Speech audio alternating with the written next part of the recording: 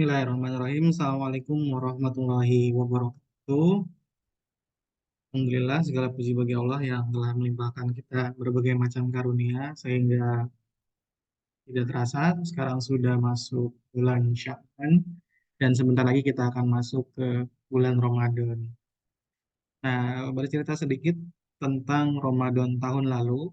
Alhamdulillah saya dipercaya untuk mengisi salah satu acara dari eh, lembaga Share ya atau sahabat remaja yang merupakan perkumpulan dari alumni Rohis ya dari SMA Negeri 3 Kabupaten Tangerang. Nah, mereka ini membuat acara SOS namanya yaitu S-nya Seminar Quran, O-nya Oasis dan S-nya adalah Silat Bar.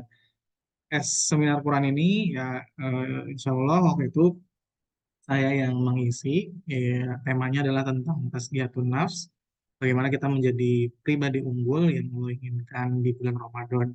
Oasis itu sendiri sebenarnya singkatan juga dari obrolan asik seputar Rohis. Ya, jadi di sini selain kita mengundang para alumni, kami juga mengundang banyak lembaga masjid, lembaga remaja masjid, Rohis-Rohis, dan anak-anak para pemuda-pemudi umum ya. Ini dilaksanakan di 1 April tahun 2023 lalu, atau tepatnya di 10 Ramadan 1444 Hijriah. Di hari itu, Alhamdulillah banyak sekali yang hadir, ya, mulai dari pemudinya atau akhwatnya dan ikhwannya juga lumayan banyak yang hadir. Dan senangnya ya banyak diisi oleh berbagai macam range usia ya, bukan hanya dari segi pemuda yang masih pelajar, usia SMP dan SMA, tapi juga ada beberapa yang sudah kuliah dan ada juga yang sudah lulus kuliah. Ya, caranya seru. Jadi selain ada materi, kita juga ada ramah tamah dan juga ada buka bersama di akhir acara. Jadi materi yang saya sampaikan saat itu adalah tentang tazkiyatun nafs atau tentang penyucian jiwa. Nah, hari ini saya akan membahas sedikit apa yang pernah saya sampaikan di tahun lalu itu. Tujuannya apa? Tujuannya untuk tentunya ya bagi yang menyimak video ini untuk persiapan Ramadan yang sudah tinggal menghitung hari dan juga menjadi program apa namanya syarat untuk mengikuti giveaway dari Robusta Komunitas pencinta literasi yang sering berbagi buku-buku yang bermanfaat bagi membernya. Dan kali ini saya berharap semoga bisa mendapatkan buku dari Ustadz Abu Basam Mumarmita yaitu Al-Leteratul Allah tentang bagaimana kita bisa mendalami dan menyelami lebih lanjut tentang untayan doa. Ya, ada 40 doa yang ada di dalam Al-Quran yang bermula dengan kata Robbana atau ya Tuhan kami.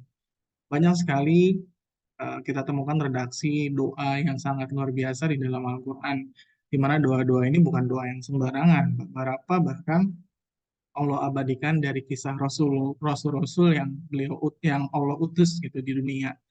Mulai dari Rasulullah, kemudian ada Nabi Ibrahim, dan Nabi Musa, Nabi Yunus ya. Banyak sekali doa-doa yang para rasul-rasul contohkan kepada kita dan mengajarkan kita berbagai macam akhlak yang mulia gitu ya dalam berdoa. Nah, buku ini semoga bisa jadi bekal juga untuk saya menghadapi bulan Ramadan tahun ini, menjadikan Ramadan tahun ini menjadi yang lebih baik lagi.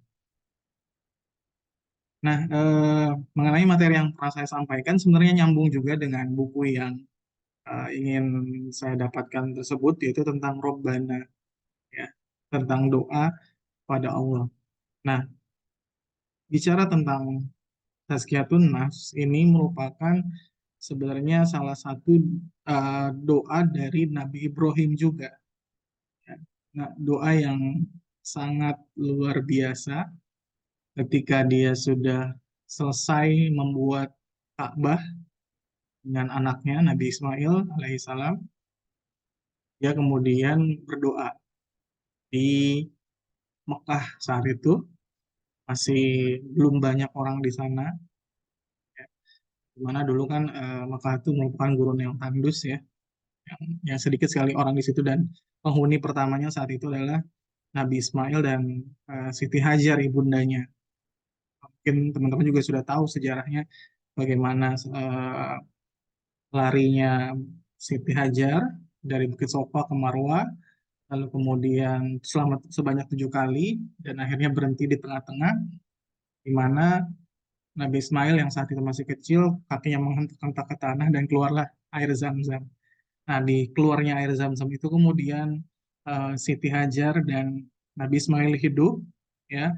Lalu kemudian ada datang dari kabilah yang juga pengen tinggal di sana, dan terus-menerus saling apa namanya, bertumbuhlah masyarakat di sana sehingga jadilah Mekah saat itu. Ketika Nabi Ibrahim datang setelah lama sekali tidak berjumpa dengan Ismail, nah Allah menurunkan perintah untuk mendirikan Ka'bah. Nah, setelah mendirikan Ka'bah ini, kemudian Nabi Ibrahim berdoa. Dan hasil doanya adalah Rasulullah SAW. Ya, beliau berdoa, Rabbana wab'as fihim rasulam minhum yatslu alaihim ayatika wa yu'allimuhumul kitab wal hikmah wa yuzakkihim innaka antal azizul hakim. Diabadikan oleh Allah di surat Al-Baqarah ayat 129. Awalnya adalah Rabbana. Nah, ini adalah doa Rabbana yang luar biasa dari Nabi Ibrahim yang Allah kabulkan dalam bentuk Rasulullah SAW. Apa doanya Nabi Ibrahim? Ya Tuhan kami, utuslah di tengah mereka seorang Rasul dari kalangan mereka sendiri. Ya, kita ketahui bahwa ya Rasulullah adalah keturunan dari Nabi Ismail itu sendiri, asli dari Makkah, yang akan membacakan kepada mereka ayat-ayatmu dan mengajarkan kitab dan hikmah pada mereka dan menyucikan mereka. Nah, inilah tazkiyatun nafs, ya. Jadi salah satu tuh doa dari Nabi Ibrahim yang kemudian menjadi tugas dari Rasulullah Nabi Muhammad SAW adalah tentang bagaimana mensucikan jiwa, selalu membersihkan diri gitu ya dari dosa-dosa yang kita lakukan, hilaf-hilaf yang tak sengaja kita lakukan. Sungguh engkaulah yang maha perkasa dan maha bijaksana. Dan Allah kabulkan doa yang indah ini dengan kelahiran dari Rasulullah. Di ayat berikutnya ada kama arsalna fikum rasulam minkum yatslu alaikum ayatina wa yuzakkikum wa yuallimukumul kitab wal hikmah wa yuallimukum ma lam takunu ta'lam. Jadi sebagaimana kami telah menyempurnakan nikmat kami kepadamu, kami telah mengutus. Akhirnya Allah jawab sekian ratus tahun dari Nabi Ibrahim, masa Nabi Ibrahim masih hidup, sampai akhirnya Rasulullah lahir. Allah utus kepadamu Rasul di antara kamu yang membacakan ayat-ayat kami kepada kamu dan mensucikan kamu. Allah mention lagi ini tentang tazkiyatun nafs di sini, tentang penyucian jiwa lagi, dan mengajarkan kepadamu kitab dan hikmah serta mengajarkan kepada kamu apa yang kamu ketahui. Wallazi ba'asa fil ummiyina rasulam minhum yatlu alaihim ayatihi wa yuzakkihim wa yu'allimuhumul kitaba wal hikmah wa in kanu min qablu lafi dalalin mubin. Dan dialah ya Allah yang mengutus kepada kaum yang buta huruf seorang rasul di antara mereka yang membacakan ayat-ayatnya pada mereka dan mensucikan mereka. Jadi memang penyucian jiwa ini merupakan salah satu ajaran dari Rasul yang kita harus lakukan. Karena kita tidak bisa lepas dari yang namanya hilaf dan dosa, dan itu merupakan salah satu hal yang manusiawi. Maka mau tidak mau kita harus mensucikan terus diri kita dari hal itu semua. Dan mengajarkan mereka kitab dan hikmah, dan sesungguhnya mereka sebelumnya benar-benar dalam kesesatan nyata. Dan kita juga mungkin sudah sering sekali membaca ayat ini, bahwa ternyata orang-orang yang sering menyucikan jiwa mereka, orang-orang yang terus membersihkan diri mereka dari dosa dan khilaf, mereka ini adalah orang-orang yang beruntung. Ya. Mungkin teman-teman sudah hafal di surat Asy-Syams, nafsi wa ma sawwaha wa alhamaha fujuraha wa taqwaha qad aflaha man zakkaha wa qad khaba man dassaha. Dan jiwa serta penyempurnaannya, maka Allah menghilangkan kepada jiwa itu ada jalan kefasikan, ada jalan ketakwaan. Dan qad aflaha man zakkaha. Sesungguhnya beruntunglah orang-orang yang menyucikan jiwa itu, dan sesungguhnya merugilah orang-orang yang mengotorinya. Jadi beruntung bagi kita yang mau terus menyucikan jiwa. Berikutnya juga ada di surat Al-A'la ayat 14 sampai 15, qad aflaha man tazakka wa dzakara asma rabbih fasholla. Sungguh beruntung orang yang menyucikan diri dan mengingat nama Tuhannya. Lalu kemudian dia salat. Nah, kenapa kemudian Ramadan bisa dikatakan sebagai bulan tazkiyatun nafs? Ada sebuah hadis dari Rasul yang ceritakan tentang datangnya bulan Ramadan, yaitu koja akum Ramadan, dan telah datang bulan Ramadan kepada kamu, syahrul mubarak, yaitu bulan yang penuh dengan keberkahan atau kebaikan yang bertambah-tambah. Taradallahu alaikumusiyam, dan diwajibkan oleh Allah di bulan itu untuk bagi kamu untuk berpuasa. Nah, ini yang menarik. Tuftahu fihi abwabul jannah. Allah buka lebar-lebar pintu dari surga.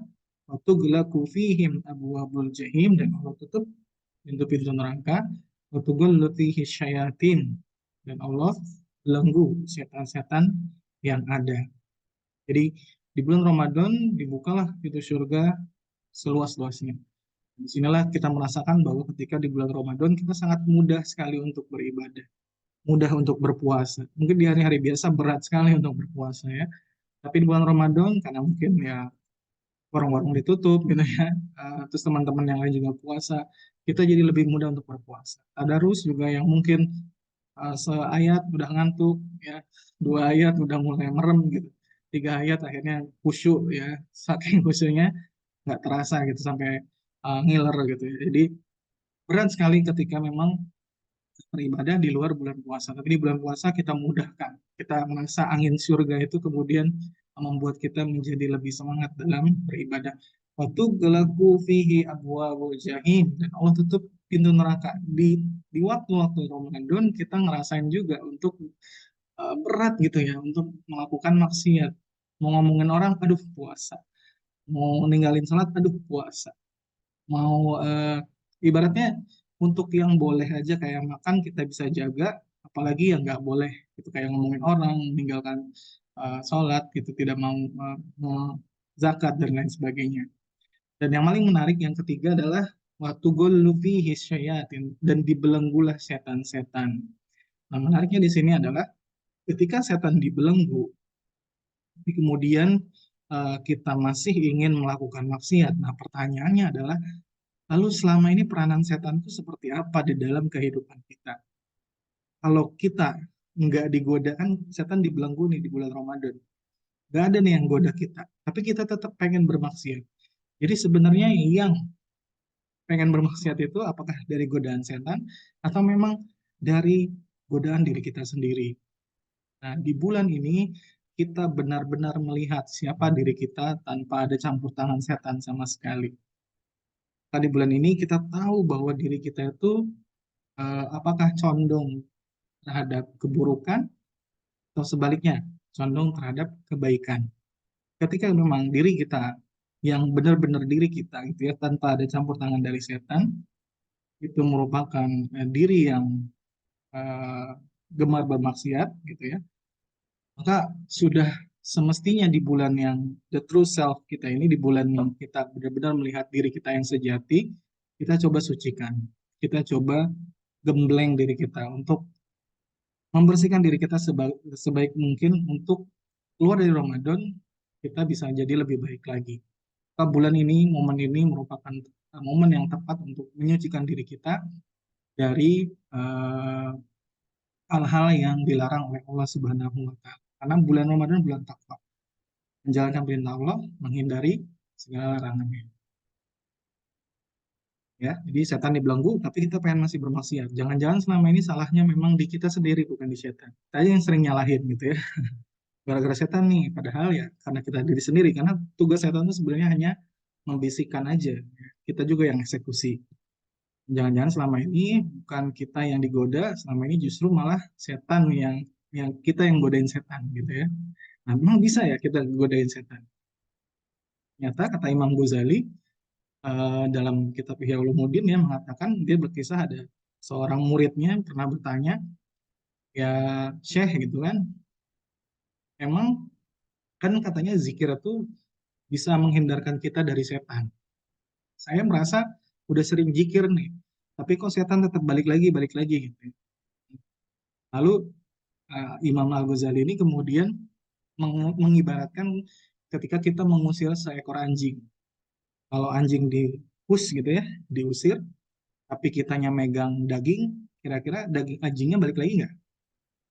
Pasti balik lagi, pengen dagingnya gitu ya. Walaupun kita usir segimanapun gitu ya, tapi ketika kita masih megang makanan yang kesukaan dari anjing ini, maka dia akan balik lagi, dan balik lagi. Walaupun kita usir segimanapun gitu ya. Nah, sama juga dengan setan. Kita coba mengusir dengan zikir. Kita berusaha mengusir dengan apa namanya ibadah ya dan lain sebagainya. Dia akan terus balik lagi ketika kita punya makanan kesukaan setan ini gitu ya. Nah, makanan kesukaan setan ini adalah berbagai macam penyakit hati di dalam diri kita ya. Maka setan akan terus datang kepada kita, mendekat bahkan bersahabat dengan kita. Nah, hal ini yang kemudian harus kita coba sucikan. Dan momen Ramadan ini merupakan kesempatan kita yang sangat baik untuk kemudian mensucikan diri ini agar selesai Ramadan ini ya kita dijauhkan dari setan-setan tersebut.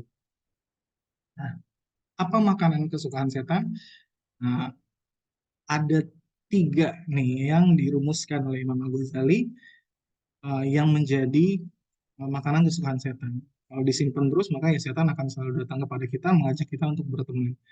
Yang pertama, nah ini dosa-dosa yang justru biangnya ya, biangnya dosa dari zaman iblis dulu.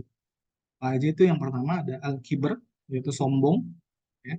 Mungkin teman-teman ingat uh, apa ya ceritanya iblis yang disuruh sujud oleh Allah ke Nabi Adam, tapi gak mau.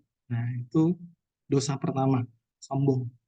Terus kemudian ada at-toma'u, tamak, ya, serakah. Dan ini juga salah satu dosa awal-awal gitu ya, yang zaman waktu masih Nabi Adam dan Siti Hawa tinggal di surga, sama setan digoda untuk makan buah huldi yang tidak boleh dimakan oleh Allah, ya, dilarang. Itu iming-iminginnya adalah kalau kamu mau keabadian, nah, maka makanlah buah huldi ini. Nabi Adam, Siti Hawa tergoda nih, akhirnya dia memakan yang seharusnya tidak boleh dimakan. Itulah dosa tamak atau serakah. Nah, ini hal yang tidak boleh kita lakukan. Ya. Lalu kemudian ada dosa yang berikutnya. Nah, itu dosanya anaknya Nabi Adam dan Siti Hawa. Mungkin teman-teman tahu kisahnya Kobil dan Habil gitu ya. Dia lihat pemberiannya dari si Habil diterima, sebenarnya Kobil tidak diterima. Ya, jadi mereka bersaing gitu ya untuk beribadah pada Allah, berkurbanlah sesuatu yang Habil diterima, yang Kabil tidak diterima. Karena Kabil merasa iri ya dengan saudaranya yang kurbannya diterima, akhirnya dia membunuh saudara kembarnya tersebut. Nah, ini jadi pembunuhan yang pertama. Alasannya apa? Karena iri dengki. Dan ini adalah dosa juga yang harus kita hindari gitu ya di bulan Ramadan ini. Penyebab sombong sebenarnya kita mulai dari dosa yang pertama dulu ya. Penyebab sombong sebenarnya sederhana, itu bukan karena kelebihan ya. Mungkin banyak yang mengira bahwa sombong tuh karena orang itu ya kaya aja gitu. Sombong itu karena dia punya banyak ilmu aja gitu ya. Nyata bukan ya, karena kalau kita bicara tentang kekayaan dan ilmu, Nabi Sulaiman alaihissalam itu punya kekayaan yang sangat luar biasa. Bahkan punya kekuasaan yang luar biasa juga gitu ya. Tapi ketika dia dihadapkan rombongan semut, dia malah justru bersyukur ya, atas ilmu yang diberikan. Berbeda dengan Firaun yang baru dikasih kerajaan Mesir gitu ya, tapi sudah sombong dan mengaku sebagai Tuhan. Jadi bukan karena kelebihan, tapi karena sempitnya wawasan dan kerdilnya hati. Sama juga ketika berhadapan dengan eh, iblis gitu ya, ketika diperintahkan untuk sujud, nah dia lupa gitu ya bahwa eh, yang memerintahkan adalah Allah. Bukan masalah Adamnya gitu ya, yang mungkin anak baru kemarin sore diciptakan dari tanah, tapi siapa yang memerintahkan itu? Iblis tidak melihat ini, malah melihat Nabi Adamnya gitu ya. Karena yang memerintahkan Allah. Kalau dia tidak paham hal itu sebenarnya, paham bahwa ini adalah perintah Allah, maka dia harusnya mengikuti. Tapi karena sempitnya hati, akhirnya dia harus dihukum gitu ya. Terus, padahal dia sudah beribadah sampai puluhan ribu tahun. Jadi hati-hati ya ketika kita mungkin merasa berilmu, justru harusnya makin merunduk gitu ya. Makin Rabbana zalamna anfusana seperti Nabi Adam. Sesungguhnya aku zolim gitu ya. Diriku sangat zolim gitu. Dan kalau tidak ada rahmatmu maka aku orang-orang yang merugi. Nah, ini yang harus kita tiru. Jangan tiru iblis ya. Ana khairum minhu gitu ya. Saya merasa lebih baik daripada dia.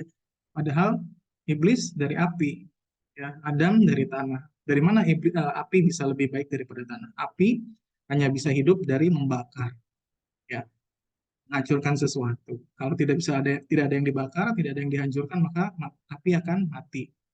Sementara tanah kokoh, tabah, adem, ya bisa dibentuk, apa namanya, rendah hati, diinjak tidak pernah marah. Itu keistimewaan dari sebuah tanah, gitu ya. Jadi dan dari dulu juga kan ya harga korek segitu-gitu aja, korek api ya, tapi harga tanah selalu naik. Nah, kalau kita menjadi makhluk yang tercipta dari tanah, maka kita harus harganya selalu tinggi. Harganya ya, bukan hatinya yang jadi tinggi. Jadi kita harus menghindari penyebab sombong ini. Ya, oke. Lalu, nah ini banyak sekali redaksi tentang kesombongan itu menghancurkan gitu ya. Kayak iblis ada bicara tentang anak khairun minhu. Terus kemudian ada qala inna utituhu ala ilmin indi. Ini kata korun ya, karena dia merasa semua kekayaannya dari ilmunya Allah tenggelamkan. Terus kemudian ada doa. Ini contoh lain dari Nabi Adam, Rabbana zolamna, ketika dia apa namanya diusir oleh Allah di surga, beliau minta maaf gitu ya, minta ampun kepada Allah, Rabbana zolamna anfusana wa illam taghfir lana tarhamna lanakunanna minal khasirin. Atau doanya Nabi Yunus ketika ditelan paus, ya, beliau berkata, Robbi ini la ilaha illa anta subhanaka inni kuntu minadz zalimin. Dan ketika Nabi Musa ketika dikejar tentara Fir'aun, kehausan, dia berkata, Robbi ini lima anzalta ilayya min khairin fakir. Apa yang engkau turunkan, aku sangat membutuhkan. Nah, ini bagaimana kita mencontohkan bahwa yang sombong itu adalah kaum-kaum yang dihancurkan, orang-orang yang dihancurkan. Sementara yang para rasul, para nabi mencontohkan kita untuk rendah hati, rendah diri. Yang berikutnya ada tomamu, ada tamak, ada serakah, ya, senang melihat orang susah, susah melihat orang senang. Nah, ini adalah hal yang harus kita hindari. Tamak ini bukan eh, tamak ini banyak sekali ya, dan menjadi salah satu sikap juga dari manusia. Ya, lakukan kalau misalnya Adam kata Rasulullah gitu diberikan dua lembah, maka dia akan memilih ingin meminta lembah yang ketiga. Gitu ya. Jadi kita juga sudah hafal gitu ya, hakumut takasur, ya, bermegah-megah hatta jurutumul makhabir gitu ya, bermegah-megahan dengan harta telah mencelakai kalian. Di Rasulullah berkata bahwa kekayaan hakiki itu sebenarnya bukanlah dengan banyak harta, tapi kekayaan yang hakiki adalah hati yang selalu merasa cukup, gitu ya. Nah, itulah kemudian kenapa kita diminta untuk bukan meminta sebuah kekayaan, tapi bagaimana kita meminta rasa hati yang rasa cukup. Yang kemudian al-hasadu yang terakhir adalah iri dengki, ya. Iri dengki ini juga sama, kita harus menghindari sifatnya, ya, kecuali sama dua perkara. Ya. Iri itu boleh hanya sama yang orang kaya yang menginfakkan hartanya di malam dan siang hari, dan juga eh, kepada orang yang dia anugerahi Allah ilmu tentang Al-Quran. Jadi ada banyak cara untuk meningkatkan, menghindari ya, menghindari dari ketiga dosa tersebut, dan jawabannya tentu adalah dengan ketakwaan. Nah, cara meningkatkan ketakwaan ini ada lima, ada muraqabah, ada muahadah, muhasabah, muaqabah, dan mujahadah. Itu nanti insya Allah akan saya sampaikan di sesi sharing bersama Robusta di bulan Ramadan nanti. Jadi nantikan terus, insya Allah materi tentang Tazkiyatun Nafs ini dengan lebih lengkap di sesi sharing bersama Robusta nanti di bulan Ramadan. Maafu minkum, billahi taufiq wa hidayah. Assalamualaikum warahmatullahi wabarakatuh.